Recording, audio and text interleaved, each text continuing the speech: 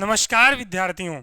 जो हमारी अंतिम कक्षा रही थी उस कक्षा में हमने क्या पढ़ा था कि इसरो से संबंधित विभिन्न संस्थाएं अर्थात जो स्पेस में अपना एक अहम योगदान रखने वाली संस्थाओं के विषय में हमने चर्चा करी थी। और आज की हमारी जो कक्षा रहेगी वो कक्षा रहेगी वो पृथ्वी के ऑर्बिट से संबंधित रहेगी। अर्थात आज की क्लास में हम पढ़ेंगे कक्षा में, अर्थात कक्षा में कक्षाओं के बारे में ही पढ़ेंगे, लेकिन ये हमारी कक्षा वो कौन सी रहेंगी? पृथ्वी की कक्षाएं। और इन कक्षाओं के विषय में आपको जानना अत्यंत महत्वपूर्ण है, क्योंकि हम साइंस एंड टेक्नोलॉजी में जिस पार्ट के ऊपर बात कर रहे हैं, अर्थात यदि मैं पार्ट स्पेसिफिक होकर बात करूं तो आज हम बात करने जा रहे हैं किस पार्ट के ऊपर? साइंस एंड टेक्नोलॉजी के ऊपर। साइंस एंड टेक्नोलॉजी के हमने 2 पार्ट देख लिए और आज वो तीसरा पार्ट है जिसमें कि हम डिफरेंट ऑर्बिट्स के बारे में पढ़ने जा रहे हैं।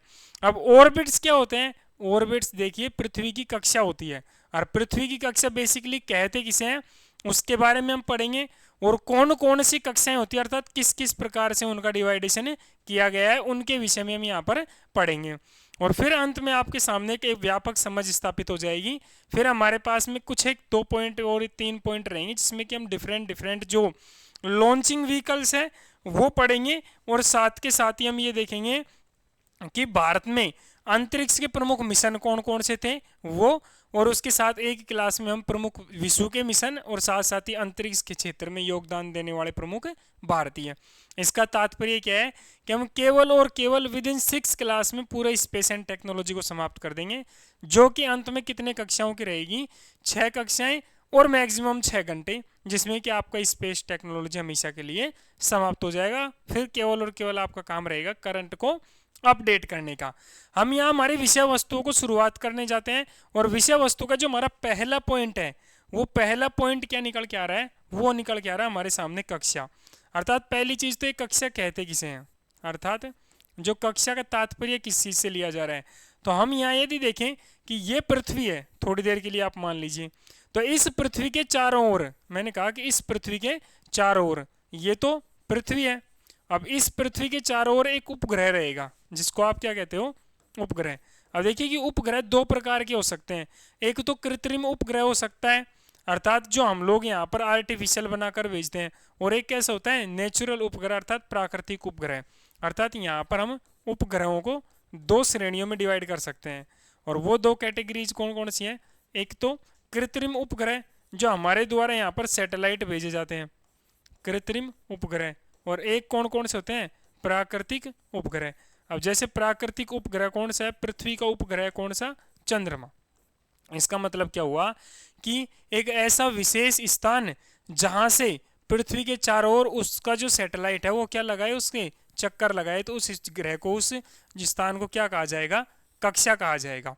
अर्थात यदि हम परिभाषा लिखें तो एक ऐसा स्थान जहां से, मैंने कहा कि एक ऐसा निश्चित स्थान, एक ऐसा निश्चित स्थान, एक ऐसा निश्चित स्थान जहां से ग्रह के चारों ओर, ग्रह के चारों ओर उपग्रह उपग्रह उपग्रह का उपग्रह का परिक्रमण पथ हो। जैसे तात्पर्य क्या है यहां से कहने का कि ग्रह के चारों ओर उपग्रह का परिक्रमण पथ हो, चारों ओर उपग्रह का परिक्रमण पथ हो, परिक्रमण पथ हो, उस स्थान को क्या कह दिया जाएगा? कक्षा कह दिया जाएगा। जैसे मैंने कहा कि ये एक आर्टिफिशियल सैटेलाइट है, इसको हमने छोड़ा इसरो की सहायता से। अब इसको हमने क्या किया? एक फिक्स ऑर्बिट में स्टेबल कर दिया, और उस फिक्स ऑर्बिट में ये क्या करता रहेगा? घूमता रहेगा, और वो अर्थ के चारों ओर सराउंडिंग में क्या लगाएगा? चक्कर काटता रहेगा। उस स्थान को क्या कह दिया जाता है?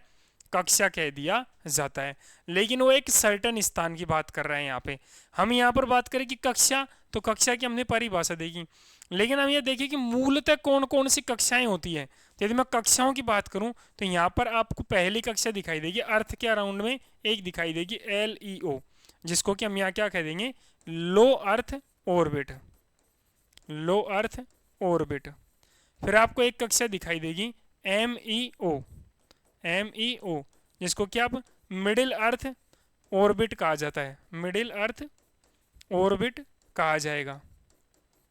फिर आपको यहाँ पर दिखाई देगी GEO, अर्थात यहाँ पर आपको दिखाई देगी भू स्थिर उपग्रह, भू स्थिर कक्षा, भू स्थिर कक्षा अर्थात जियो ऑर्बिट। ठीक है, फिर आपको यहाँ पर एक और ऑर्बिट दिखाई देगी जिसको कि हम कहते हैं GTO, अर्थात जियो ट्रांसफर्ड ऑर्बिट, जियो ट्रांसफर ऑर्बिट, जियो ट्रांसफर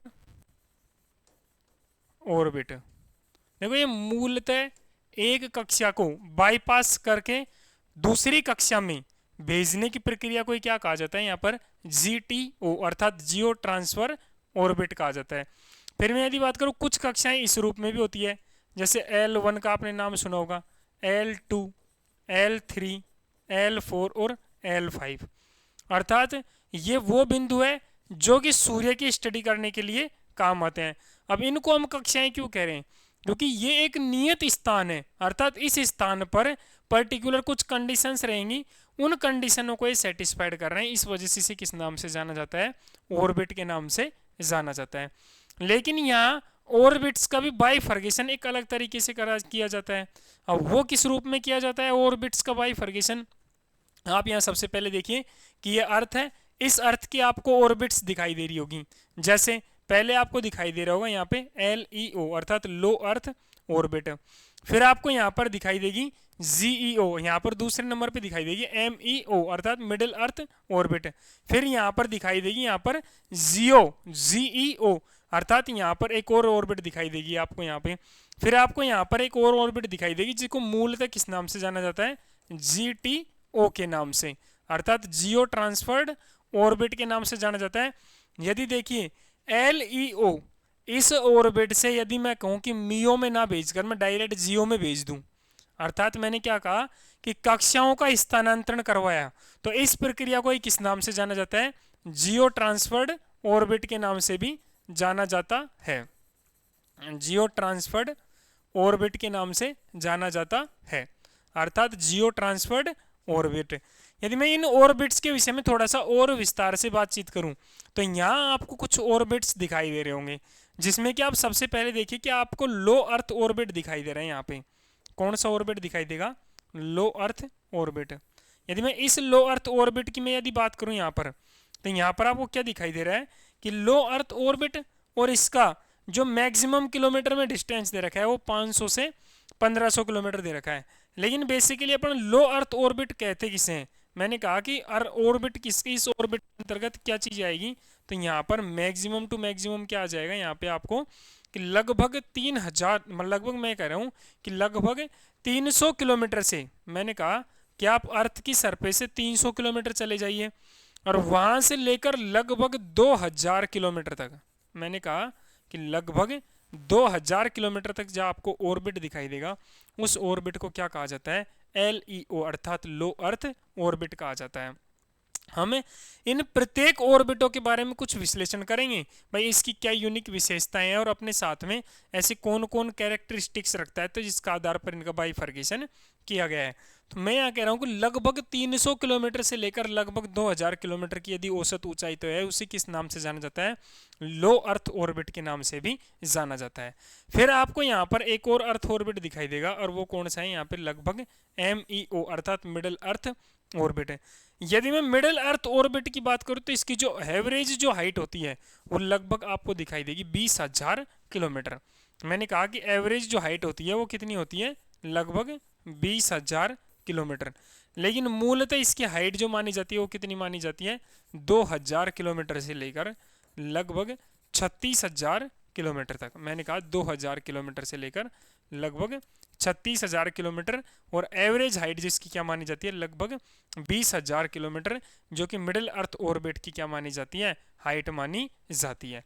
लेकिन मैंने यहाँ कहा कि जियो स्टेशनरी अर्थ ऑर्बिट अर्थात GEO, जियो स्टेशनरी अर्थ ऑर्बिट अर्थात GEO, यदि मैं इसके विषय में बात करूं तो इसकी जो हाइट मानी जाती है वो लगभग कितनी मानी जाती है, 35,786 किलोमीटर के आसपास मानी जाती है कि 35,786 किलोमीटर की हाइट से यदि ऊपर का जो डिस्टेंस रहेगा उसको अपन किसके अंतर्गत शामिल करेंगे, यहाँ पर जियो स्टेशनरी अर्थ ऑर्बिट के अंतर्गत भी शामिल किया जाता है।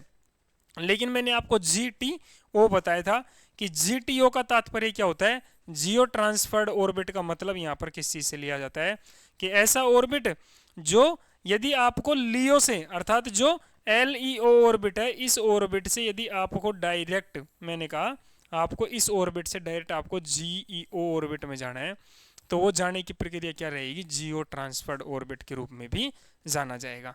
फिर यहाँ आपको एक डायग्राम दिखाई दे रहा होगा और इस डायग्राम में क्या विषय वस्तु दिखाई दे रही है कि ये तो पृथ्वी का एक्सिस है। जो पृथ्वी का एक्सिस तो आपको पता है खुद ही झुका हुआ है 23.5 डिग्री के आसपास। पृथ्वी खुद नहीं झुकी हुई है, पृथ्वी का अक्ष झुका हुआ है। मैंने कहा कि कुछ लोग कहते हैं कि पृथ्वी का 23.5 डिग्री का झुकाव है, लेकिन पृथ्वी का 23.5 डिग्री का झुकाव नहीं है, जबकि पृथ्वी का जो एक्सिस है वो खुद ही 23.5 डिग्री क्या है, टिल्टेड है। अब इसी वजह से क्या कह दिया जाएगा, पृथ्वी भी झुकी हुई है। अब यहाँ विषय वस्तु क्या निकल के आ रही है भाई, एक्सिस है, लेकिन यहाँ आपको एक तो रेड कलर में ऑर्बिट दिखाई दे रहा होगा और एक आपको यहाँ पर हल्का सा अलग कलर में ऑर्बिट दिखाई दे रहा होगा। तो एक ऑर्बिट तो यहाँ पर ये निकल के आ रहा है जियो स्टेशनरी ऑर्बिट। मैंने कहा कौन सा ऑर्बिट है ये, जियो स्टेशनरी ऑर्बिट। और जो दूसरा ऑर्बिट यहाँ पर आपको दिखाई देगा वो दिखाई देगा जियो सिनक्रोनस ऑर्बिट। अब इस ऑर्बिट के विषय में यदि हम थोड़ी सी चर्चा करें कि इनके विषय में क्या क्या विषय वस्तु निकल कर आती है हमारे सामने, तो सबसे पहले आप यहाँ पर देखिए कि जो जियो स्टेशनरी और जियो सिंक्रोनस ऑर्बिट है, ये ऑर्बिट्स क्या होते हैं। तो सबसे पहले मैंने कहा कि ये पृथ्वी है, थोड़ी देर के लिए मान लीजिएगा कि ये पृथ्वी है। अब इस पृथ्वी के विषय में यहाँ पर क्या विषय वस्तु निकल के आ रही है कि हमने कहा कि ये अर्थ है। अब इस अर्थ के विषय में हम यहाँ पर चर्चा करें, अर्थ के विषय में, तो एक इसका एक एक्सिस रहेगा, अर्थात इसका एक झुकाव रहेगा यहाँ पर, और उस एक्सिस को क्या कहते जाता है कि ये लगभग 23.5 डिग्री झुका हुआ है। क्या है ये, टिल्टेड है, अर्थात झुकाव है। अब इसी वजह से पृथ्वी का भी क्या हो जाता है, झुकाव हो जाता है। और आपको एक और विषय वस्तु पता होगी कि लगभग पृथ्वी के मध्य से एक लाइन जा रही है, उस लाइन को क्या कहा जाता है, इक्वेटर। क्या कहा जाता है उस लाइन को, इक्वेटर। क्या कहा जाता है, इक्वेटर, अर्थात भूमध्य रेखा। क्या कहा जाता है उस लाइन को, भूमध्य रेखा। यदि मैं कहूं कि ऐसा कोई ऑर्बिट जो कि आपको इस रूप में परिक्रमण करता हुआ दिखाई दे, मैंने कहा कि इस रूप में परिक्रमण करता दिखाई दे, तो उसको किस नाम से जाना जाएगा। अर्थात मैंने कहा कि ऐसा कोई ऑर्बिट जो भूमध्य रेखा के आपको समानांतर क्या करे, चक्कर लगाता हुआ दिखाई दे, या फिर मैंने कहा कि इस शेप में अर्थात इस प्रकार की आकृति में अगर कोई ऑर्बिट है तो उसे किस नाम से जाना जाएगा। और एक ऑर्बिट ऐसा रहेगा जो लगभग नॉर्थ से साउथ के बीच में क्या करेगा, यहाँ पर राउंड लगाएगा, तो इस ऑर्बिट को किस नाम से जाना जाएगा। तो यही यहाँ पर विषय वस्तु निकल के आ रही है कि जब अगर कोई जो कक्षा है वो विषुवत रेखा के यहाँ पर पैरेलल है तो उसको किस नाम से जाना जाएगा, जियो स्टेशनरी ऑर्बिट के नाम से। मैंने क्या कहा कि अगर यहाँ पर मैंने कहा कि अगर ये जो कक्षा है ये कक्षा इसके समानांतर है, इसके पैरेलल निकल के आ रही है, समानांतर नहीं पैरेलल निकल के आ रही है, जो कि इक्वेटर के पैरेलल हो, तो उस कक्षा को किस नाम से जाना जाएगा, जियो स्टेशनरी ऑर्बिट के नाम से। यदि मैंने कहा कि इसके झुकाव में है ये, मैंने क्या कहा कि इसके लगभग इस फॉर्मेट में हो, आपको यदि झुकाव की बात करूं मैं यहाँ पे कि इस फॉर्मेट में हो, झुकाव का मतलब इस रूप में नहीं है कि वो इसी रूप में हो, ठीक है, उस रूप में रहेगी तो उसका एक अन्य नाम हो जाएगा। लेकिन मैंने कहा कि इस फॉर्मेट में आपको एक कक्षा दिखाई देगी और एक कक्षा ऐसी रहेगी कि आपको इस फॉर्मेट में दिखाई दे, तो इन कक्षाओं को किन किन नामों से जाना जाता है उनके विषय में भी चर्चा करने की बात यहाँ पर आती है। तो यहाँ देखिए आप सबसे पहले कि ये जो रेखा रही है अर्थात ये इक्वेटर के लगभग गोलाकार रूप में पैरेलल चल रही है, तो इसको तो कहा जाएगा जियो स्टेशनरी ऑर्बिट। और ये आपको जहां पर कोई भी एंगल पर झुकाव के रूप में दिखा जाएगा ये कहलाएगी जियो सिंक्रोनस ऑर्बिट। क्या कहलाएगी, जियो सिंक्रोनस ऑर्बिट। और यदि आपको ये पैरेलल रूप में दिखाई दे इस रूप में, तो ये क्या कहलाती है, ध्रुवीय कक्षा के रूप में भी जानी जाती है। क्या कह जाती है, ध्रुवीय कक्षा। देखिए इसको ही क्या कहा जाता है, ध्रुवीय कक्षा कहा जाता है, क्योंकि आपको पता है ऊपर कौन सा है, नॉर्थ ध्रुव अर्थात नॉर्थ पोल, और नीचे कौन सा है यहाँ पर, साउथ पोल। कौन सा है, साउथ पोल। तो इस फॉर्मेट में यदि रहेगी तो वो क्या कहलाएगी, ध्रुवीय कक्षा। क्योंकि ये आप देखिए कि यहाँ ध्रुवों से मध्य से होकर प्रवाह या क्या हो रही है, इसका जो एक फिक्स ऑर्बिट हो रहा है ध्रुवों से। फिर मैंने कहा कि ये जो कहलाएगी, ये क्या कहलाएगी, जियो सिंक्रोनस, जियो सिंक्रोनस ऑर्बिट, जियो सिंक्रोनस ऑर्बिट। ये जो आपको कक्षा दिखाई दे रही है वो आपको दिखाई देगी जियो स्टेशनरी, जियो स्टेशनरी ऑर्बिट। अब जियो स्टेशनरी ऑर्बिट को भी एक अन्य नाम से भी जाना जाएगा, वो नाम क्या है, जैसे जियो स्टेशनरी ऑर्बिट है, जियो सिंक्रोनस ऑर्बिट है, तो इनमें क्या डिफरेंस है, अर्थात ऐसी कौन कौन सी विषय वस्तुएं हैं जो इनको अलग करती है, उनके विषय में भी हम क्या कर रहे हैं, यहाँ पर विस्तार से चर्चा कर रहे हैं। तो यहाँ आपने कक्षाओं के बारे में देखा कि ये तो जियो स्टेशनरी ऑर्बिट है, अर्थात मैंने कहा कि 36,000 किलोमीटर की हाइट पर यदि हम किसी सैटेलाइट को इस रूप में वहां पर स्टेबल करें या फिर इस रूप में वहां पर स्टेब्लिश करें कि उसका फोकस कहाँ हो, इक्वेटर के आसपास के एरिया में हो, तो उसे क्या कहा जाएगा, यहाँ पर जियो स्टेशनरी ऑर्बिट कहा जाएगा। फिर मैंने कहा कि एक ऐसा जो यहाँ पर सैटेलाइट है जिसको कि मैं जियो सिंक्रोनस के ऑर्बिट में रख दूं, तो वहां से ना केवल वो इक्वेटर के आसपास के क्षेत्र के ऊपर की चीजों को दिखाएगा, बल्कि वो संपूर्ण पृथ्वी के लगभग एक हिस्से के रूप में कार्य करेगा, अर्थात वो एक हिस्से को प्रदर्शित करेगा या फिर दिखाने का कार्य करेगा। यहाँ बेसिक डिफरेंस क्या रहा है आप वापस से समझिए, माइन्यूट चीज़ों को थोड़ा सा पंगा हो जाएगा इसमें, क्योंकि ये सब्जेक्ट आप पहले पढ़ते नहीं हो, ठीक है, तो समझने में थोड़ी सी दिक्कत हो सकती है। कि जियो स्टेशनरी का मतलब तो यहाँ क्या निकल के आ रहा है कि यदि जियो स्टेशनरी ऑर्बिट का मतलब यहाँ क्या है कि इस ऑर्बिट के अंतर्गत मैंने एक सैटेलाइट रखा, और वो कौन सी हाइट पर रखा, लगभग 36,000 किलोमीटर की हाइट पर रखा, 36,000 किलोमीटर की हाइट पर अगर कोई ऐसा ऑर्बिट में हम एक उपग्रह रख दें, और तो वो केवल और केवल वहां पर किस चीज को प्रदर्शित कर रहा है, यहाँ पे एक विषय वस्तु को शो कर रहा है, और वो कौन सा है, वो पैरेलल आपको विषुवत रेखा पर फोकस करता हुआ दिखाई देगा। लेकिन मैंने कहा कि इसी के पैरेलल यदि मैं क्या रख दूं, जियो सिंक्रोनस में एक विशिष्ट कोण पर क्या रख दूं, यदि मैं सैटेलाइट को रख दूं, तो वो क्या दिखाएगा, यहाँ पर एक स्पेसिफिक एंगल को रिफ्लेक्ट कर रहा है यहाँ पे, और वो विषय वस्तु क्या प्रदर्शित करेगी, यहाँ पर वो लगभग पृथ्वी के एक हिस्से को दिखाने का काम करेगी, और वो लगभग रहेगा 43% क्षेत्र। मैंने कहा कि अगर इस ऊंचाई पर यदि आप एक सैटेलाइट रखते हो तो संपूर्ण पृथ्वी के लगभग 43% क्षेत्र को कवर करने का कार्य करेगी, ठीक है। फिर मैंने कहा यहाँ पर कि ये जो ऑर्बिट्स हैं, इन ऑर्बिट्स को, ये जो पोलर ऑर्बिट है अर्थात नॉर्थ से साउथ के बीच में, फिर मैंने आपको जियो स्टेशनरी ऑर्बिट और जियो सिंक्रोनस ऑर्बिट के विषय में बताया। ये जो पोलर ऑर्बिट है, इस पोलर ऑर्बिट को इस सूर्य तुल्यकारी ऑर्बिट भी कहा जाता है, लियो अर्थ ऑर्बिट में। अब उसके पीछे कारण क्या है वो देखिए आप। सबसे पहले जो हमारी विषय वस्तु निकल के आ रही है वो क्या निकल के आ रही है, यहाँ पर लियो अर्थ ऑर्बिट। ऐसे लियो अर्थ ऑर्बिट का मतलब यहाँ पर क्या है, निम्न पृथ्वी की कक्षा।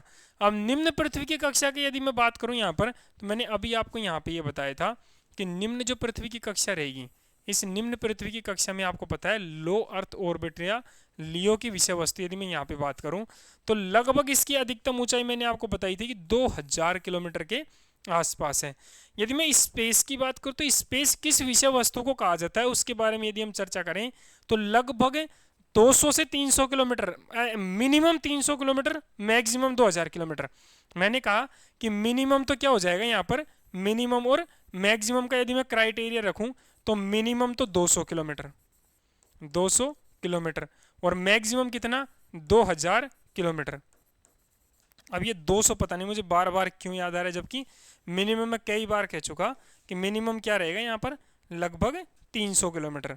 मिनिमम क्या रहेगा यहाँ पर, 300 किलोमीटर, और मैक्सिमम क्या रहेगा, 2000 किलोमीटर। यदि इस किलोमीटर के बीच में यदि आप किसी सैटेलाइट को वहां पर प्रदर्शित कर रहे हो, अर्थात वहां पर स्थापित कर रहे हो, तो वो ऑर्बिट किसका नाम से जाना जाएगा, अर्थात वो सैटेलाइट कौन से ऑर्बिट में है, वो लो अर्थ ऑर्बिट में माना जाएगा, अर्थात निम्न भू कक्षा के रूप में जाना जाएगा, निम्न भू कक्षा के रूप में। अब मैंने कहा यहाँ पे कि इसका जो परिक्रमण काल होगा वो कितना रहेगा, लगभग 1.5 घंटे से 3 घंटे के बीच में। अर्थात मैंने कहा कि लगभग जो समय काल क्या रहेगा। अब ये समय काल क्या होता है उस विषय वस्तु को भी आप समझिए कि 90 से 180 मिनट के बीच में।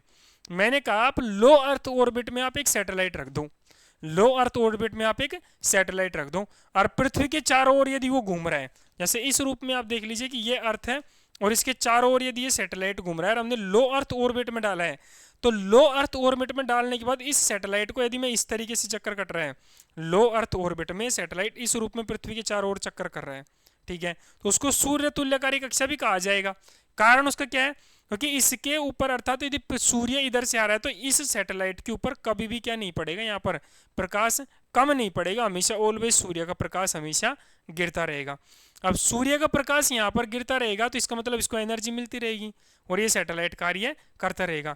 लेकिन इस सूर्य तुल्यकारी कक्षा को मैं कहूँ कि इसका जो परिक्रमण काल होता है, अर्थात इसको एक बार राउंड लगाने में कितना समय लगता है, तो केवल और केवल कितना लगता है, एक बार पृथ्वी के चक्कर लगाने में इसको मात्र और मात्र कितना, 1.5 घंटे से 3 घंटे का समय लगता है। परिक्रमण काल का मतलब क्या होता है कि एक बार पूरी अर्थ के चक्कर लगाने में जितना जो समय लगता है उसको क्या कहा जाता है, परिक्रमण काल कहा जाता है। तो लो अर्थ ऑर्बिट में जितने भी मैक्सिमम जो उपग्रह रखे जाते हैं उनका परिक्रमण काल कितना होता है, लगभग 1.5 से 3 घंटे के आसपास का होता है। मैंने कहा कि इसकी एवरेज हाइट कितनी होती है, वो हाइट बताई और आपको समय काल बताया। फिर मैं यहाँ बता रहा हूँ कि इस कक्षा में एक विशेष कक्षा होती है जिसे सूर्य तुल्यकारी कक्षा कहा जाता है।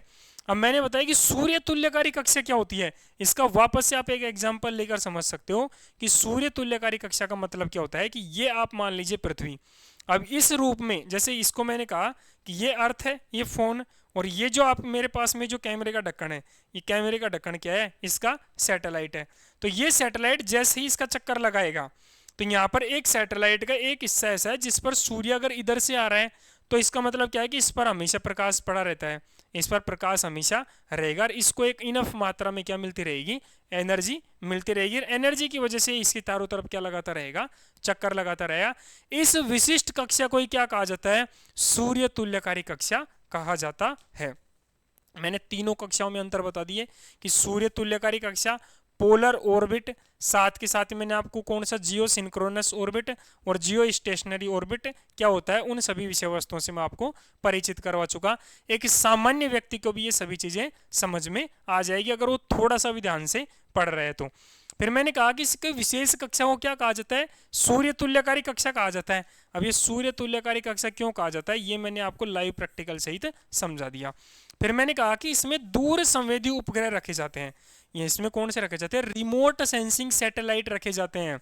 इन सेंसिंग सैटेलाइटों के विषय में आपको थोड़ी बहुत नॉलेज हो गई होगी। मैंने आपको इतना समझाया कि remote sensing satellite, SENSING, remote sensing, SATTLIT, अर्थात जो रिमोट सेंसिंग सैटेलाइट्स होते हैं वो रिमोट सेंसिंग सैटेलाइट्स यहाँ पर रखे जाते हैं।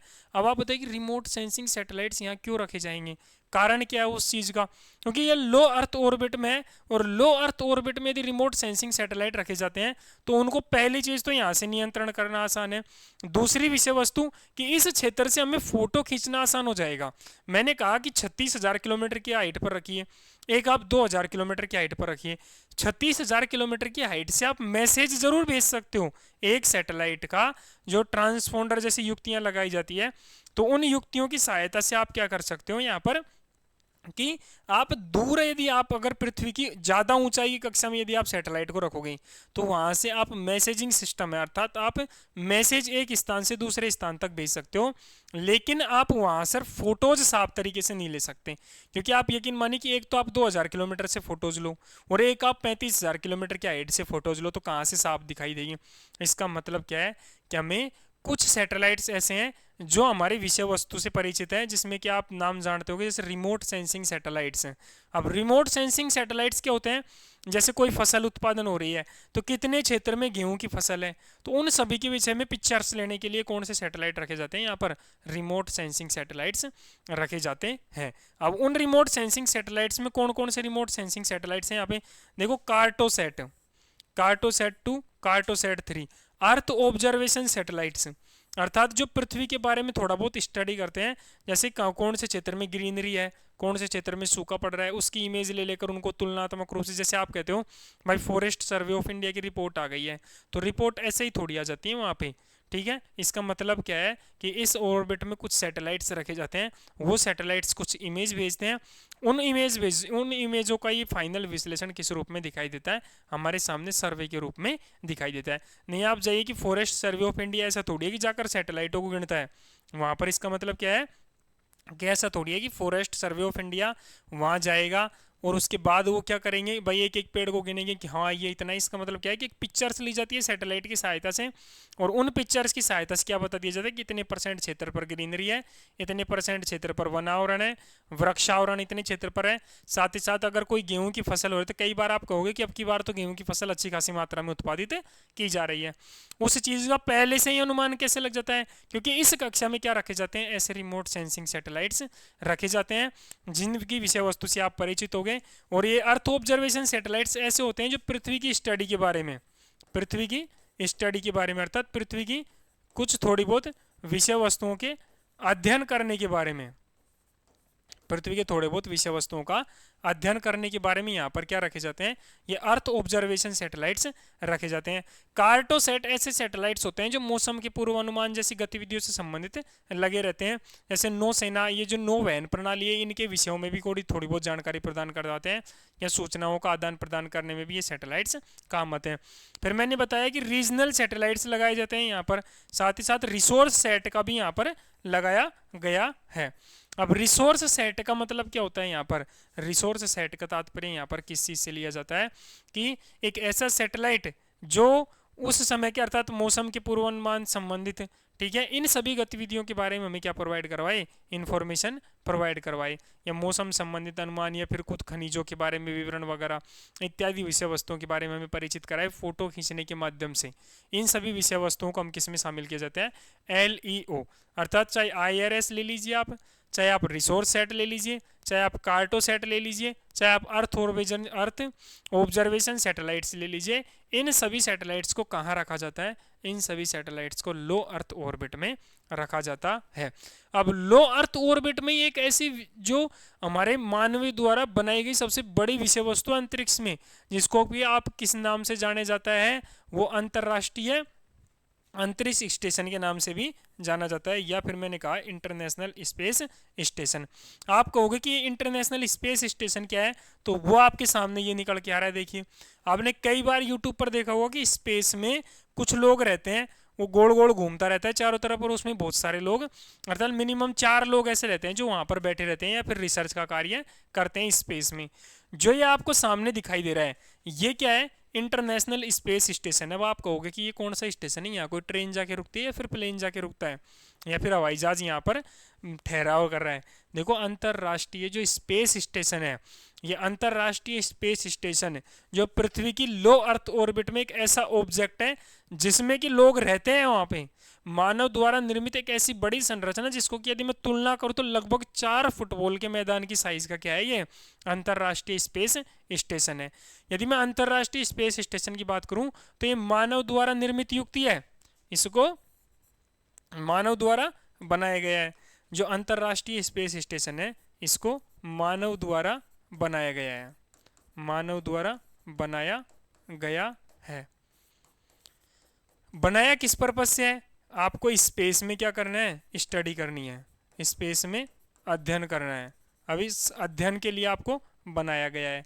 अब यहाँ पर आपको क्या करनी है, रिसर्च करनी है, खोज करनी है। अब इसके मैं यदि आकार की बात करूँ तो आकार मैंने आपको बताया अभी कि लगभग 4 फुटबॉल के मैदान के बराबर, 4 फुटबॉल के मैदान के बराबर है, मैदान के बराबर है। मैंने क्या कहा कि 4 फुटबॉल के मैदान के बराबर है, और लगभग ये एक अच्छी खासी गति के साथ क्या कर रहा है, चक्कर लगा रहा है चारों तरफ। ऐसा नहीं है कि एक जगह स्टेबल हो, ये अच्छी खासी गति के साथ चक्कर लगा रहा है। इसमें कुछ लोगों को रखा जाता है लगभग 8 महीने 2 साल, और फिर वापस वो लोग क्या आ जाते हैं, यहाँ पर आ जाते हैं। अब आने जाने का कारण क्या है, क्योंकि वहाँ पर स्पेस में रहकर रिसर्च करते हैं। अब इसका मैं आपको बताऊं कि इसका एक यूट्यूब चैनल भी है, इसका एक यूट्यूब चैनल भी है, इसका क्या है, एक यूट्यूब चैनल भी है। और उस यूट्यूब चैनल में क्या हो जाता है यहाँ पे कि ये अंतर्राष्ट्रीय स्पेस स्टेशन में कौन कौन लोग हैं उनकी सभी लाइव इमेज दिखाई जाती है। यहाँ पर लाइव इमेज दिखाई जाती है। मैं आपको इस वजह से नहीं दिखा सके, हो सकता है कि कॉपीराइट वगैरह डाल दें यहाँ पर यूट्यूब, क्योंकि यहाँ पर लाइव नहीं चला सकते हम उसको अपने चैनल के ऊपर। तो ये क्या है, लाइव यहाँ पर सभी विषय वस्तुओं को दिखाया जाता है, किस प्रकार ये गति कर रहा है और गति करने के साथ साथ यहाँ पर कौन कौन लोग किस रूप में यहाँ पर कार्य कर रहे हैं, इन सभी विषय वस्तुओं को यहाँ पर बताया जाता है। तो अगर आपसे पूछ ले कि अंतरराष्ट्रीय स्पेस स्टेशन पृथ्वी के कौन से ऑर्बिट में है, तो कौन से में, लो अर्थ ऑर्बिट में, अर्थात यहाँ पर कौन से ऑर्बिट में, वो लो अर्थ ऑर्बिट में। अब लो अर्थ ऑर्बिट की हाइट कितनी है, मतलब कोई भी अगर हम उपग्रह रखे तो उसको कितना समय लगेगा, इन सभी विषय वस्तुओं से मैं आपको परिचित करवा चुका। फिर मैं यदि यहाँ पर बात करूँ MEO अर्थात मिडल अर्थ ऑर्बिट की, मैंने कहा कि जो मिडिल अर्थ ऑर्बिट है वो अर्थ ऑर्बिट यहाँ पर कहाँ दिखाई देगा आपको, कि मिडिल अर्थ ऑर्बिट की विषय वस्तुओं को यदि मैं बात करूँ यहाँ पे, तो मिडिल अर्थ ऑर्बिट आपको कहाँ कहाँ दिखाई देगा। तो उसके विषय में यदि हम बात करें, इसकी जो ऊंचाई है वो लगभग मैंने आपको बताई कि एवरेज 2000 किलोमीटर से लेकर 35,786 किलोमीटर के आसपास दिखाई देगी। मैंने कहा था आपको कि 2000 किलोमीटर से लेकर लगभग 35,786 किलोमीटर तक आपको क्या दिखाई देगा, यहाँ पर MEO अर्थात मिडल अर्थ ऑर्बिट दिखाई देगा, जिसमें से कि लगभग 20,000 किलोमीटर क्या है इसकी औसत ऊंचाई है। 20,000 किलोमीटर क्या है इसकी एवरेज हाइट है, अर्थात औसत ऊंचाई है, किसकी, MEO अर्थात मिडल अर्थ ऑर्बिट की। फिर मैंने कहा कि इसकी औसत ऊंचाई कितनी है, लगभग 20,200। इसका परिक्रमण काल कितना है, लगभग 12 घंटे का। मैंने कहा कि लगभग कितने घंटे का है, 12 घंटे का इसका क्या है, परिक्रमण काल है। अब इन सभी विषय वस्तुओं से आप परिचित होंगे कि परिक्रमण काल क्या होता है, परिक्रमण काल कहते किसे हैं। तो मैंने आपको बताया था कि मिडल अर्थ ऑर्बिट में एक सैटेलाइट द्वारा एक चक्कर पूरा करने में लिया गया समय क्या कहलाएगा, परिक्रमण काल कहलाएगा। मैं वापस से रिपीट कर देता हूं कि मिडिल अर्थ ऑर्बिट में, मैं यहां पर क्या कह रहा हूं कि मिडिल अर्थ ऑर्बिट में एक सैटेलाइट के द्वारा अपनी पूरे एक परिक्रमण करने में जो लिया गया समय उसको क्या कहेगा, यहाँ पर परिक्रमण काल कह दिया जाता है। और इस ऑर्बिट में जो परिक्रमण काल रहता है वो कितना रहता है, लगभग 12 घंटे का रहता है। यदि मैं LEO की बात करूं तो वहां मैंने आपको बताया कि लियो अर्थ ऑर्बिट में लगभग 1.5 घंटे से लेकर कितना होता है, 3 घंटे के आसपास का होता है। फिर यदि मैं बात करूं कि नौवहन प्रणाली के उपग्रह इसमें पाए जाते हैं, जितने भी जो नौवहन प्रणाली के उपग्रह होते हैं वो इसमें पाए जाते हैं, लेकिन मैं कहूँगा कि भारत के उपग्रह यहाँ पर नहीं पाए जाते। मैंने कहा कि भारत के उपग्रह नहीं पाए जाते, तो भारत के उपग्रह मैक्सिमम कहाँ पाए जाएंगे वो देखिए आप यहाँ पे। मैंने कहा कि इस क्षेत्र में आपको कौन कौन से उपग्रह दिखाई देंगे, गैलीलियो, ग्लोनास, बाइंडू और GPS। अब देखिए यहाँ पर मैंने कहा गैलीलियो यूरोपियन यूनियन का है, यूरोपियन यूनियन का है। अब ये क्या विषय वस्तु आप देखिए, ग्लोनास आपको पता है रूस का है, बाइंडू आपको पता है चीन का है, और GPS है वो किसका है, अमेरिका का है। किसका है, अमेरिका का। अब इन विषय वस्तुओं को आप ध्यान से समझिए।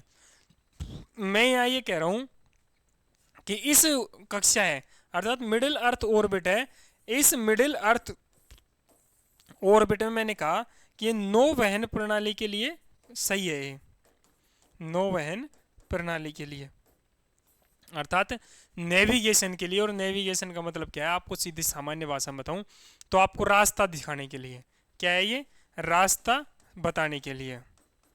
भाई आप कहाँ कहाँ जाओगे, आप देखो जनरली आप जयपुर वगैरह में रैपिडो वालों के पास में जाते हो तो गली गलियों का एड्रेस दिखा देता है GPS। तो ये क्या सिस्टम है, तो उससे पहले मैं आपको यहाँ पर कुछ दिखाना चाहता हूँ कि ये देखिए आप कि ये क्या है, ये GPS का सिस्टम है। अब GPS में क्या है कि लगभग मैंने कहा कि इस पृथ्वी को चारों तरफ से सैटेलाइटों से घेर रखा है अमेरिका ने, और लगभग 24 सैटेलाइट डाल रखे हैं GPS के लिए। यहाँ पर क्या दिखा रखा है कि जो जितना भी GPS का दिखा रखा है भाई, जितने सैटेलाइट हैं, तो पूरी पृथ्वी को उसने लगभग 24 सैटेलाइटों से घेर रखा है। अब वापस पुनः अपनी विषय वस्तु पर आ जाओ। मैंने कहा कि नौवहन प्रणाली के लिए अर्थात रास्ता बताने के लिए, तो यहाँ पर 2 विषय वस्तु दिखाई देती है।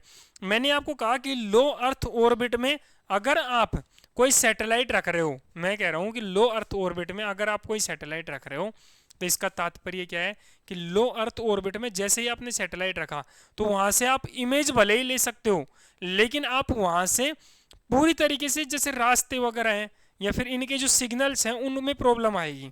भाई इस रास्ते को सिग्नल भेजने में क्या आ जाएगी, वहाँ सर दिक्कत आएगी, मतलब जो इनक्रिप्टेड सिग्नल्स होते हैं उनमें प्रॉब्लम आएगी। फोटो आप लो अर्थ ऑर्बिट से अच्छी खासी मात्रा में आप ले सकते हो, और लो अर्थ ऑर्बिट में आप लिमिटेड एरिया में ही क्या कर सकते हो, अपनी सेवाएं दे सकते हो। आपने एक सैटेलाइट भेजा लो अर्थ ऑर्बिट में, तो वो यहाँ से सिग्नलों को क्या करेगा, एक जैसे यहाँ से ट्रांसपोर्टर है, यहाँ से अगर कोई सिग्नल जा रहा है तो वो वहाँ से क्रॉस करके नीचे चला जाएगा, लेकिन वो एक पर्टिकुलर एरिया तक ही सीमित रहेगा।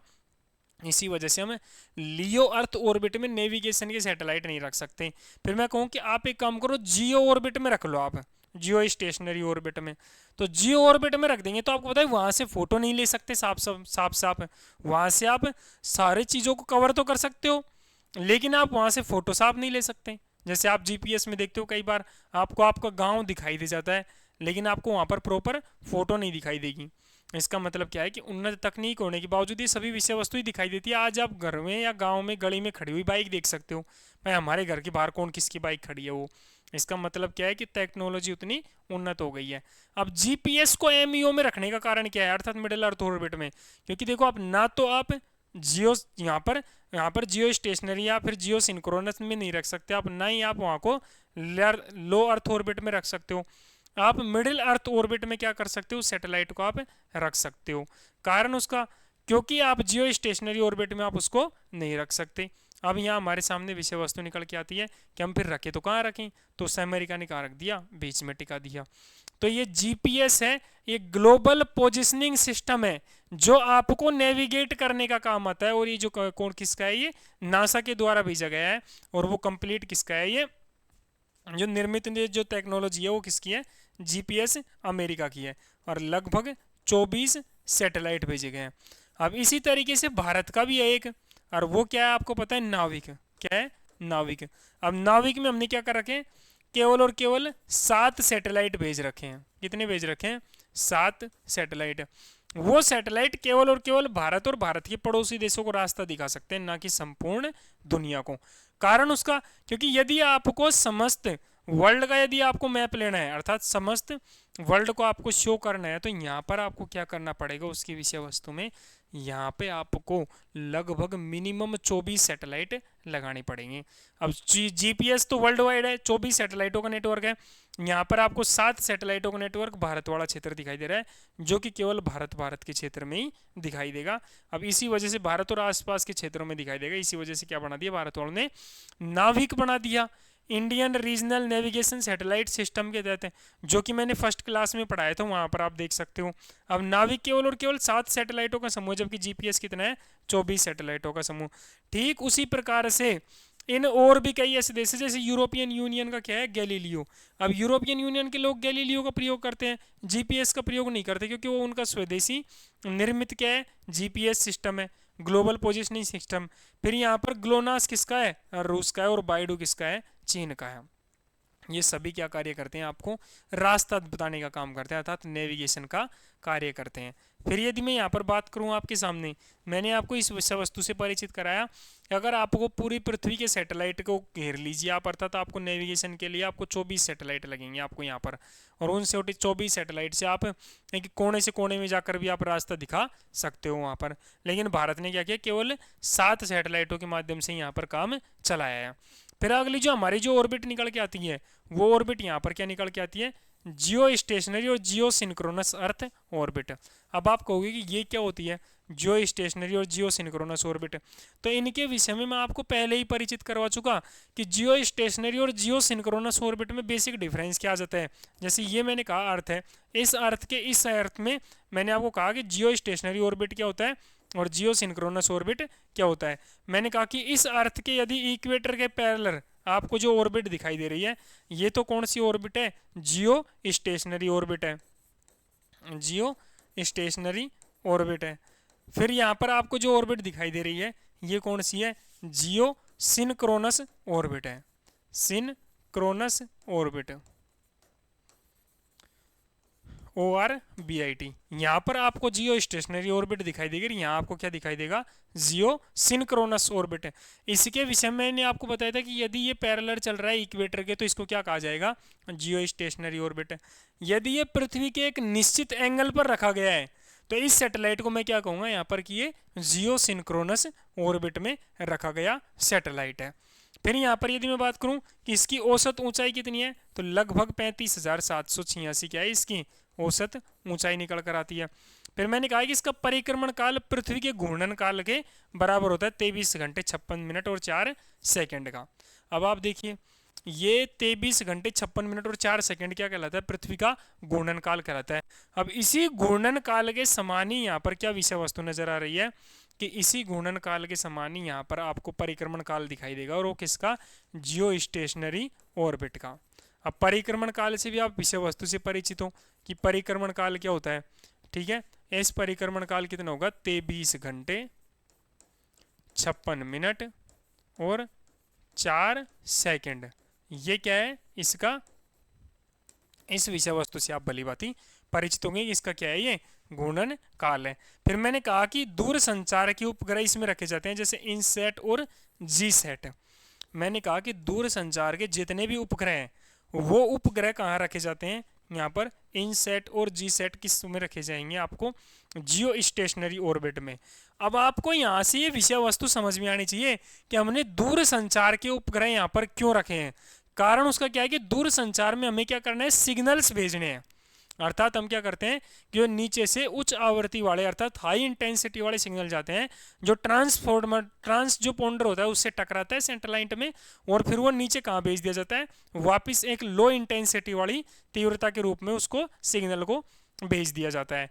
तो मैंने कहा कि यदि आपको यहाँ पर जो केवल और केवल संचार के लिए, अर्थात यहाँ पर मैंने कहा कि केवल और केवल यहाँ पर आपको क्या करना है, दूर संचार के लिए रखना है, तो दूर संचार के लिए आप यहाँ पर रख सकते हो, क्योंकि यहाँ से आप सिग्नल एक अच्छी खासी दूरी तक भेज सकते हो, क्योंकि इसकी रेडियस बस धरती है। आपको पता है जैसे ही हाइट बढ़ेगी यहाँ से सिग्नल जाएगा और दूर तक आप भेज सकते हो, लेकिन हाइट कम होती है तो सिग्नल आप भेजोगे लेकिन वो मात्र एक सीमित एरिया तक ही यहाँ पर रह जाएगा। इसी विषय वस्तु को ध्यान में रखते हुए यहाँ पर मैक्सिमम क्या भेजे गए हैं, जो हमारे दूर संचार उपग्रह भेजे गए हैं। अब दूर संचार उपग्रह जैसे इनसैट, अब इनसैट में भी आपको पता है 9 सीरीज भेजी गई है, INSAT A B C D E F G H, तो ऐसे करके क्या भेजे गए हैं, इनसैट 9 सीरीज भेजी गई है। लेकिन जो इनसैट है, मैंने कहा कि जो इनसैट 9 भेजी गई, लेकिन एट प्रेजेंट में जो एक्टिव कितने हैं, 7 ही हैं। कारण उसका क्योंकि इनसैट ए और इनसैट जो है बी, यहाँ पर इनसैट ए है जो निष्क्रिय हो गया था और उसके लिए इनसैट एच भेजा गया था। मैं कह रहा हूँ यहाँ पे कि INSAT A B C D E F G H और आई, उनमें से ए डिस्ट्रॉय हो गया तो बस भेजने के लिए उसको एच भेजा। अब एच भी वहाँ पर कार्यरत नहीं है, तो इसका मतलब क्या हुआ यहाँ पर कि ये आपको इनसैट के रूप में दिखाई देंगे, इनसैट और जीसैट। फिर मैंने आपको उस समय बताया था कि नौवहन प्रणाली के उपग्रह भारत के किस में स्थित है, IRNS-SS में, अर्थात Indian regional navigation satellite system है, जो उस समय मैंने आपको बताया था कि वो मियो में स्थित नहीं है। कहाँ नहीं है, वो मियो में स्थित नहीं है। तो वो कहाँ स्थित है, वो विषय वस्तु आपके सामने यहाँ पर आ चुकी है कि वो कहाँ स्थित है। देखिए मैंने कहा कि वो मियो में स्थित नहीं है, तो अब वो कहाँ आ गया, जियो सेंट, यहाँ पर क्या हो गया, जियो सिंक्रोनस या जियो स्टेशनरी ऑर्बिट में हमने क्या देखा है, Indian regional navigation satellite system. अब ये इंडियन रीजनल नेविगेशन सिस्टम भेज रखा है हमने, जो कहाँ भेज रखा है आपका, हमने किस कक्षा में भेजा आपको, यहाँ पर ये जो जियो सिंक्रोनस और जियो स्टेशनरी ऑर्बिट में हमने क्या भेज रखा है, इसको यहाँ पर भेज रखा है। अब आप देखिए कि हमने यहाँ पर क्यों भेजा, उसके पीछे भी कुछ ना कुछ कारण निकल के आएगा। भाई यहाँ पर भेजने के पीछे सबसे बड़ा उद्देश्य क्या निकल के आ रहा है कि एक तो ये दूरी पर स्थित है, ऊंचाई पर स्थित है, अब नीचे नहीं रहेगा ये। अब नीचे से आपको क्या चाहिए, आपको पता है, आपको यदि नीचे से यदि आपको प्रॉपर कनेक्शन बिठाना है तो आपको अच्छी खासी मात्रा में सैटेलाइट चाहिए, जो कि हमारे पास उपलब्ध नहीं है, इतना हमारे पास में बजट नहीं है कि हम इतने सारे सैटेलाइट वहाँ पर जाके लगा सकें। हर एक सैटेलाइट की एक मिनिमम अच्छी खासी कॉस्ट होती है। तो हमने क्या सोचा कि हम मियो में ना डालकर कहाँ डाल दें, हम यहाँ पर जियो सिंक्रोनस या जियो स्टेशनरी ऑर्बिट में डाल देते हैं। वहाँ से क्या कर लेंगे, हम हमारा ये सिस्टम ऑन कर देंगे, जिससे कि हम क्या करेंगे, आसपास की जो क्षेत्र है उनका भी हम क्या कर देंगे, यहाँ पर केवल और केवल सेल्फ सेंट्रिक, अर्थात यहाँ पर केवल और केवल उस क्षेत्र में, अर्थात भारत वाले क्षेत्र में ये केंद्रित रहने के लिए यहाँ पर क्या डाल दिया इन्होंने, जियो सेंट्रिक ऑर्बिट में IR अर्थात Indian regional navigation satellite system को यहाँ पे ट्रांसफर कर दिया। फिर यहाँ पर आपके सामने वही चीज़ें निकल के आ रही है। देखो यहाँ पे आपको मैंने पहले ही बता दिया कि भाई geocentric orbit, geostationary orbit, LEO earth orbit, फिर मैंने आपको यहाँ बताया मिडिल अर्थ ऑर्बिट, ठीक है। फिर यहाँ एक विषय वस्तु बताई मैंने, जियो स्टेशनरी और जियो सिंक्रोनस ऑर्बिट में क्या अंतर पाया जाता है। यहाँ पर विषय वस्तु को ध्यान रखना कि जियो स्टेशनरी ऑर्बिट क्या होता है, जियो सिंक्रोनस ऑर्बिट क्या होता है। फिर मैंने आपको पोलर ऑर्बिट बताया था कि पोलर ऑर्बिट क्या होता है यहाँ पे। फिर यहाँ पर भी उस चीज़ को अच्छी तरीके से दिखा रखा है कि इक्वेटर के समानांतर जियो अर्थ ऑर्बिट कौन सी है, जियो स्टेशनरी ऑर्बिट। लगभग औसत हाइट कितनी है इसकी, 35,786 किलोमीटर के आसपास जियो स्टेशनरी ऑर्बिट है।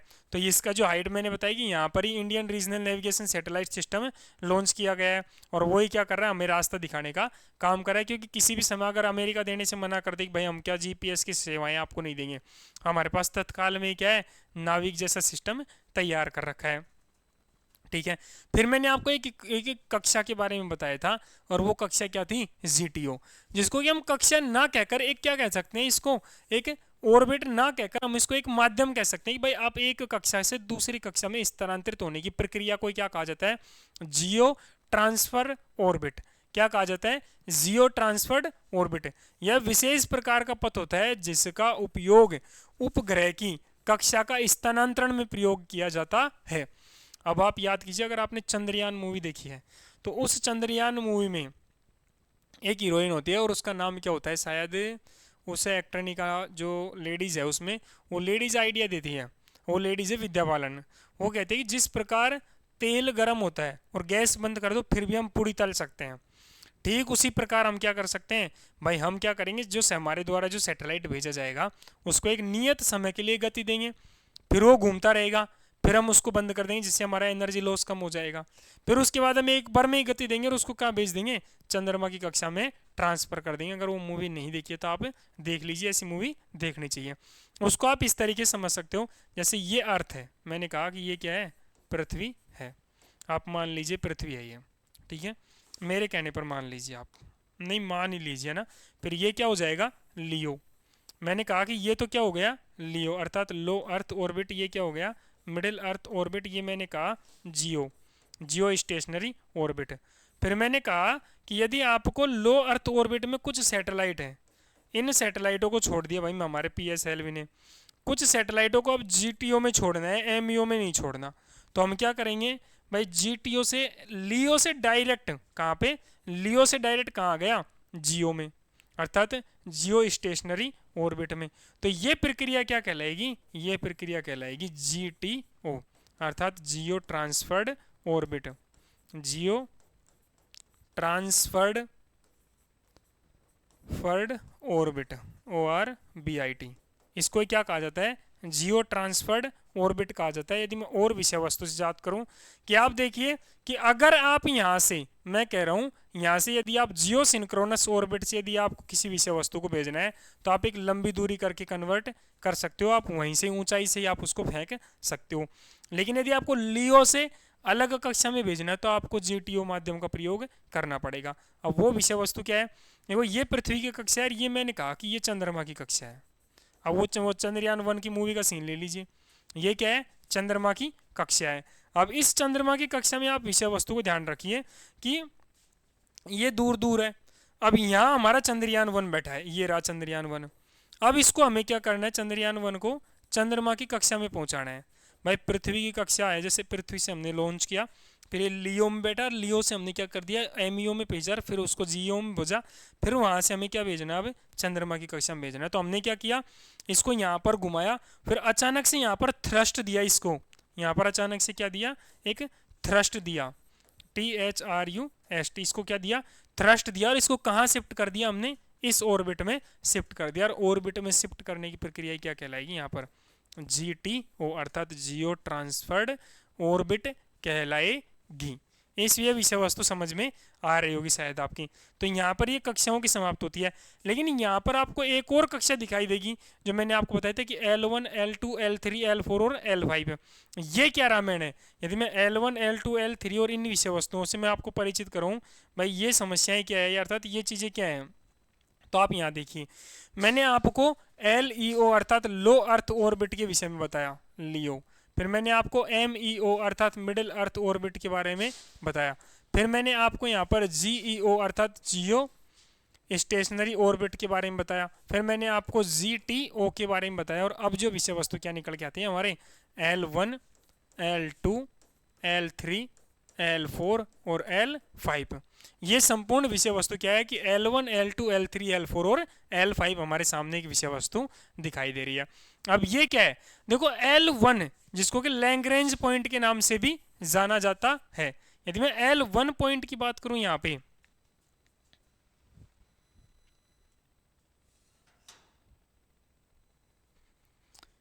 यदि मैं यहाँ पे L1 पॉइंट की विषय वस्तु की बात करूं कि L1 पॉइंट क्या निकल के आ रहा है यहाँ पे, तो L1 पॉइंट का मतलब यहाँ पर क्या निकल के आ रहा है कि एक बार आप डायग्राम के थ्रू समझिए कि L1 पॉइंट क्या है, फिर हम विषय वस्तु को देखेंगे। देखो सबसे पहले ये आपको L1 दिखाई दे रहा होगा, यहाँ पर आपको L1 दिखाई दे रहा होगा। फिर आपको यहाँ पर L4 दिखाई दे रहा है, यहाँ पर आपको L3 पॉइंट दिखाई दे रहा है, यहाँ पर L5 पॉइंट दिखाई दे रहा है, यहाँ पे L2 पॉइंट दिखाई दे रहा है। इसका मतलब यहाँ पर क्या निकल के आ रहा है कि L1, L2, L3, L4 और L5 किन बिंदुओं की क्या विशेषताएं हैं। तो यहाँ पर आप उस विषय वस्तु को समझ सकते हो कि L1, L2, L1 वह बिंदु, मैं क्या कह रहा हूँ कि L1 वह बिंदु जहां से यदि मैं बात करूं कि पृथ्वी और सूर्य का जो गुरुत्वाकर्षण बल है अर्थात जो ग्रेविटेशनल फोर्स है, वो ग्रेविटेशनल फोर्स एक दूसरे को क्या कर दें, बैलेंस कर दें अर्थात इक्वल हो जाए। और इक्वल हो जाएगा तो इसका मतलब क्या है कि हम किसी भी तरीके से इस क्षेत्र में हम क्या कर दें, किसी सैटेलाइट को छोड़ दें तो वो सैटेलाइट क्या हो जाएगा, वहां पर एक तरीके से स्टेबल रह जाएगा। मैंने कहा कि यहां पर मैं सैटेलाइट को छोड़ दूं,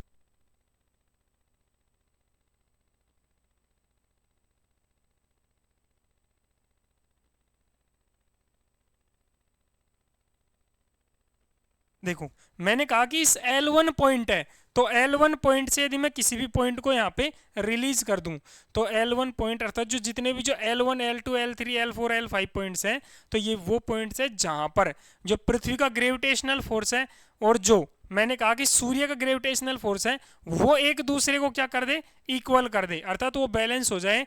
और जहां हमने सैटेलाइट रखा है वो सैटेलाइट वहीं का वहीं रखा रह जाए, तो उस पॉइंट को क्या कहा जाएगा, L पॉइंट्स कहा जाता है। और ये L पॉइंट्स ऐसे नहीं कि पूरे स्पेस में घूम रहे हो, केवल और केवल कुछ एक पॉइंट ही है, 5 ही पॉइंट ऐसे जहां पर हम इन विषय वस्तुओं को रख सकते हैं और वहां से हम सूर्य की स्टडी कर सकते हैं। अब इन्हीं विषय वस्तुओं को हमें यहाँ पे समझना है कि L1 पॉइंट क्या है। देखिए L1 पॉइंट के बारे में हम यहाँ पर चर्चा करें तो आपके सामने ये दिखाई दे रहा होगा कि पृथ्वी और सूर्य के मध्य एक ऐसा बिंदु जहां दोनों का गुरुत्वाकर्षण बल क्या हो जाए, ग्रेविटेशनल बल क्या हो जाए, बराबर हो जाए। तो ऐसे उस बिंदु को कि इस बिंदु पर क्या हो जाएंगे, इस बिंदु पर उपग्रह स्थिर हो जाएंगे। जैसे कहने की बात यह है कि इस बिंदु पर बिल्कुल ही उपग्रह क्या हो जाएंगे, स्थिर हो जाएंगे और वहीं पर रहेंगे। ऐसा कुछ नहीं है कि भाई वो हो सकता है उस कंडीशन में एक निश्चित पाथ में वो चक्कर लगाए, लेकिन वो कंडीशन क्या रहेगी कि वो इसी जगह स्थिर हो जाएंगे। फिर मैंने यहाँ पे कहा कि लैग्रेंजियन बिंदु वे बिंदु है जो दो वस्तुओं के बीच कार्य करने वाली सभी गुरुत्वाकर्षण बल एक दूसरे को निष्प्रभावी कर देंगे। और इस कक्षा में सामान्यतः सूर्य के अध्ययन वाले उपग्रहों को प्रक्षेपित किया जाता है, उदाहरण के तौर पर आदित्य L1। अब देखिए कि विषय वस्तु क्या निकल के आ रही है आपके सामने यहाँ पे। तो विषय वस्तु क्या निकल के आ रही है कि मैंने कहा कि L1 पॉइंट वह बिंदु जहां पर एक दूसरे की गुरुत्वाकर्षण बल को क्या कर दे, रिप्लेस कर दे अर्थात एक दूसरे के गुरुत्वाकर्षण बल क्या हो जाए, यहाँ पर बैलेंस हो जाए।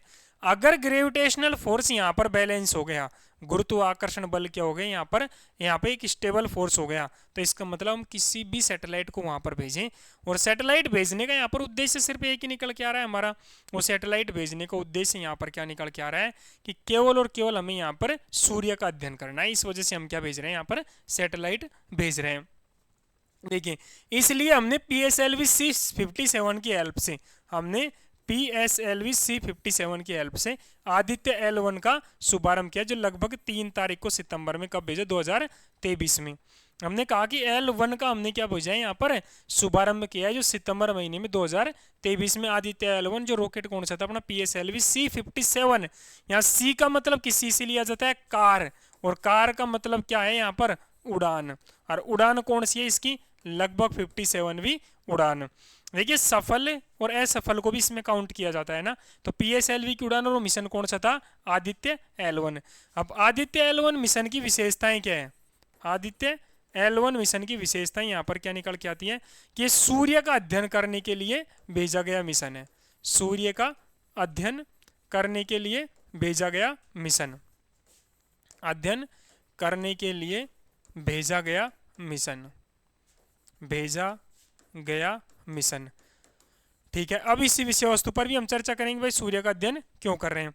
तो अब यहाँ सर कुछ पॉइंटों को आप ध्यानपूर्वक देखिए कि मैंने कहा कि हमने L1 पर मिशन भेजा है। मैंने यहाँ क्या कहा कि हमने L1 पॉइंट पर हमारा एक आदित्य मिशन भेज दिया, जिसका नाम क्या है, आदित्य L1, और नाम भी क्या हो जाएगा, आदित्य L1 हो जाएगा उसका नाम। अब आप कहोगे कि आदित्य L1 है। अब यहाँ पर मैंने आपको कुछ विषय वस्तुएं बताई, और वो विषय वस्तु क्या है आप देखिए। मैंने कहा कि L1 वो बिंदु होते हैं जिन बिंदुओं पर ग्रेविटेशनल फोर्स अर्थ का और सूर्य का क्या हो जाए, इक्वल हो जाए, और एक दूसरे को क्या कर दे, निष्प्रभावी कर दे। जैसे इधर से भी इक्वल फोर्स और इधर से भी इक्वल फोर्स हो, जो बीच में जो विषय वस्तु है उसको क्या कर दे, उन्होंने बराबर कर दिया। ठीक है, अब जैसे ही यहाँ पर कर दिया तो हमने हमारा जो मिशन था वो देखिए भेजा कहाँ पे, हमने L1 पर भेजा है। हमने हमारा मिशन कहाँ भेजा है, L1 पर। आदित्य जो मिशन था हमने L1 पर भेजा है। अब आपके दिमाग में लॉजिकली प्रश्न आना चाहिए कि हमने L1 पर ही क्यों भेजा है। सबसे पहली विषय वस्तु तो क्या है कि L1 पर हमने विषय मिशन क्यों भेजा है, तो उसका सबसे बड़ा रीजन क्या है कि एक तो L1 यहाँ से सूर्य के पास में है। पहली विषय वस्तु तो क्या है, L1 यहाँ से सूर्य के पास में है। अर्थ से लगभग ये 15 लाख किलोमीटर की दूरी पर है, लेकिन यहाँ मैंने कहा कि L1 क्या है, यहाँ पर सूर्य के सबसे पास में स्थित है, पहली चीज। दूसरी चीज यहाँ से आप देखिए, पहली विषय वस्तु तो ये है कि भाई L1 सबसे पास में है। दूसरी विशेष वस्तु की हम L4 पर भी भेज सकते हैं, L5 पर भी भेज सकते हैं, लेकिन सूर्य से थोड़ी सी डिस्टेंस यहाँ पर बढ़ जाएगी। ठीक है, एक और पॉइंट है यहाँ पे, और वो पॉइंट कौन सा है, L3। तो L3 तो आपको पता है कि ज़्यादा ही दूर पड़ जाएगा यहाँ पर। अब L3 पर भी हम वहाँ पर नहीं भेज सकते। और जो सूर्य की आने वाली किरणें हैं उनको यदि हम L4 और L5 पर इस कंडीशन में भेजेंगे, तो आप बताइए कि L4 पर भेजेंगे तो यहाँ पर जो सूर्य की जो दूरी है वो तुलनात्मक रूप से कम है। L4 और L5 के जो बिंदु हैं उन बिंदुओं की भौतिक विशेषताएं ये है कि इस बिंदु की जो सूर्य से जो दूरी है वो सूर्य से दूरी क्या है, पास में है। सूर्य से दूरी क्या है, पास में है। अब सूर्य से दूरी पास में है तो आप बताइए कि इस स्थान पर आपको पता है आपको एक ऐसा उपग्रह तैयार करना पड़ेगा जो हाईली रेजिस्टेबल हो, अर्थात उसकी जो क्या हो, सूर्य का जो प्रकाश है उस प्रकाश को सहन करने की क्षमता अच्छी खासी हो, सहन करने की क्षमता हो। अब सहन करने की क्षमता का मतलब क्या है यहाँ पर कि जो टेम्परेचर है उस टेम्परेचर को, जो हाई टेम्परेचर है उसको मैनेज कर सके। ठीक है, अगर मैनेज कर सकेगा तो हम उसको L4 पर भी भेज सकते हैं, लेकिन हमारे लिए अभी सस्ता क्या पड़ रहा है, यहाँ स्थान पड़ रहा है, इस वजह से हमने क्या भेजा है, L1 पर भेजा है। अब L1 वो बिंदु है जहां पर आपको पता है ग्रेविटेशनल फोर्स क्या हो जाएगा, इक्वल हो जाएगा। अब दूसरी विषय वस्तु क्या आप देखिए कि ये तो चंद्रमा का पाथ है, इसका मतलब ये भी रास्ते में नहीं आ रहा, और ये आपको पता है कि पृथ्वी का पाथ है, इसका मतलब ये ऐसा स्थान रहेगा हमारा, ये जो आदित्य L1 है ये ऐसी जगह पे रहेगा जहां से अर्थ को भी थोड़ा बहुत ऑब्जर्व कर लेगा और सूर्य को भी ऑब्जर्व कर लेगा। ठीक है, मैंने बता दिया। अब इन मास को आप यहाँ पर समझ सकते हो कि भाई जो इक्वल मास है, जैसे आदित्य L1 मिशन है मास 2 है, L4 है, L5 है, L3 है। अब यहाँ पर क्यों भेजा, L2 पर भेजने का कोई सामान्य अर्थ नहीं निकला, क्योंकि ये और भी दूर पड़ गया। तो हमारे लिए सूटेबल क्या था, L1, इस वजह से हमने कहा भेज दिया, L1 पे भेज दिया। और हमें सूर्य की एक अच्छी खासी मात्रा में अध्ययन करना है। और ये आपको पता है कि चंद्रमा का पाथ है, तो ये ऐसा नहीं है कि यहाँ पर कोई ऐसी कंडीशन आएगी कि सूर्य ग्रहण चंद्र ग्रहण जैसी स्थितियाँ भी आएगी, क्योंकि इस क्षेत्र में आ ही नहीं सकती। पृथ्वी और सूर्य है, इसका एक निश्चित पाथ क्या होता है, अलग अलग होता है। इस क्रम में यहाँ पर ये विषय वस्तु आपके सामने है। अब दूसरी चीज यहाँ पर ये निकल के आती है कि आप मुझे बताओ कि अनुप्रयोग बाद में देखेंगे कि सूर्य का अध्ययन करने के हम L1 मिशन क्यों भेज रहे हैं। क्योंकि पहली चीज तो यहाँ पर ये निकल के आती है कि हमारे सामने सबसे पहली विषय वस्तु तो देखिए कि हमारे पास में पृथ्वी जैसा एक इतना शानदार ग्रह है कि जिसकी आप कल्पना भी नहीं कर सकते, जीवन है इस ग्रह पर। तो हमें क्यों ना स्पेस में मिशन भेजने की बजाय केवल और केवल हमारी पृथ्वी को अच्छी बनाने के लिए कोशिश की जाए, क्योंकि पृथ्वी को वैसे ही प्लास्टिक का कचरा बना दिया है। अब इसी विषय वस्तुओं को हमें सोचना चाहिए थोड़ा बहुत कि हम किसी दूसरे ग्रहों पर जीवन भेज ढूंढ रहे हैं आप, और थोड़ा सा लॉजिकली सोचना चाहिए कि हम इस ग्रह पर ही जीवन को सुंदर बनाने पर थोड़ा ध्यान दें। भाई इस ग्रह पर भी तो आप जीवन को तबाह कर रहे हो, और आप दूसरे ग्रह पर जाकर इन विषय वस्तुओं की ढूंढ रहे हो कि भाई वहाँ पर लाइफ एक्सपेक्टेंसी है या नहीं है, थोड़ी बहुत भी कुछ है। लेकिन हम यहाँ पर प्रश्न ये है कि भाई सूर्य का अध्ययन क्यों कर रहे हैं, क्योंकि सूर्य का अध्ययन करने का सबसे बड़ा रीज़न ये है, एक तो हमें सूर्य की एग्जैक्ट एज पता चल जाएगी। वैसे तो एग्जैक्ट एज पता ये है कि भाई आधी जो सूर्य का कार्यकाल था वो समाप्त हो चुका है। सूर्य का जो लगभग टाइम पीरियड है वो लगभग 11 करोड़ वर्षों का है, उसमें से भी जो लगभग 5.5 करोड़ तो निकल चुके हैं। अब मैं बात करूँ कि सूर्य का अध्ययन करना सबसे महत्वपूर्ण इस वजह से है क्योंकि जो भारतीय मानसून है वो भारतीय मानसून सूर्य से प्रभावित होता है। जो अल नीनो की घटना है, अल नीनो और ला नीनो की जो घटनाएं दिखाई देती है हमारे सामने, वो घटना सूर्य की ग्रेविटेशनल जो वेव्स आती है उन वेव्स में या फिर सौर कलंक या सौर धब्बे की वजह से यहाँ पर ऐसा कुछ परिवर्तन दिखाई देता है। तो मौसम से संबंधित घटनाओं का अनुमान लगाने के लिए हम क्या कर रहे हैं, ऐसे मिशनों को भेजा जा रहा है। फिर यहाँ पर ये चीज़ निकल जाती है कि इन कक्षाओं के प्रयोग क्या क्या है। तो इन कक्षाओं के प्रयोग आपको पता है कि इन कक्षाओं में मैंने कहा कि यहाँ पर विभिन्न कक्षाएं हैं, जैसे लियो, मियो। मैंने कहा कि आपको जैसे लियो है, मैंने यहाँ पे कहा कि लियो है, ठीक है। फिर मैंने आपको यहाँ पर बताया लियो के अलावा मियो, ऐसे कुछ कक्षाएं हैं जिनको आप इस तरीके से समझ सकते हो कि लियो, LEO। फिर मैं यहाँ पे बता रहा हूँ आपको LEO, LE और O। फिर मैंने आपको बताया यहाँ पर मियो, फिर आपको मैंने यहाँ बताया जियो, और एक थी GTO। इन सभी विषय वस्तुओं से मैंने आपको परिचित करवा दिया।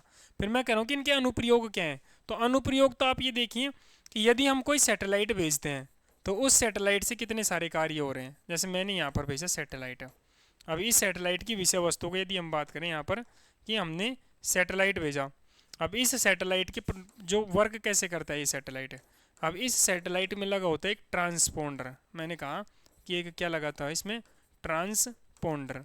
अब जैसे इसमें ट्रांसपोंडर लगा हुआ है तो एक इस तरीके की युक्ति होती है, वो एक तरीके की इस तरीके की युक्ति होती है, वो जो आप एंटीना टाइप की मान सकते हो उसको।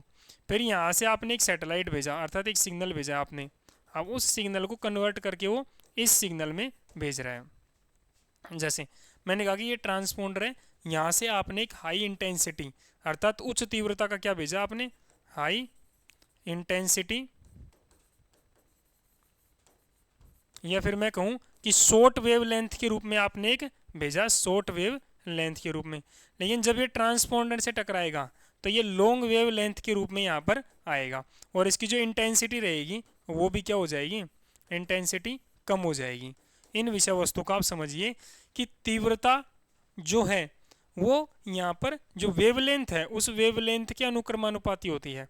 मतलब क्या हुआ यहाँ पर, अनुक्रमानुपाती नहीं, डायरेक्टली इनवर्सली प्रोपोर्शनल होती है। इनवर्सली प्रोपोर्शनल को हिंदी में कहा जाता है व्युत्क्रमानुपाती।